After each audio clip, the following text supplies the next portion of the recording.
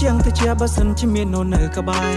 បងប្រហែលជាអាចយល់ពីនិយមមិននៃស្នេហ៍ចង់ឲ្យអូននឹងជួយពន្យល់អូនកិនយ៉ាងមិនដែរ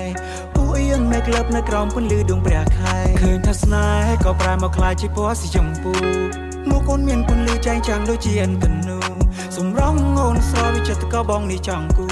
បងចង់ផាន់គីឡូក៏ព្រោះតែអូនសាដូចគំនូអូនឹងសាជាងគេក៏គ្មានតែបងប្រាថ្នា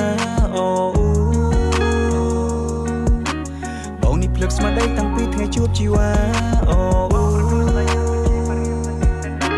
អូនដូចជាព្រះនាងហើយបងជាព្រះបត្រា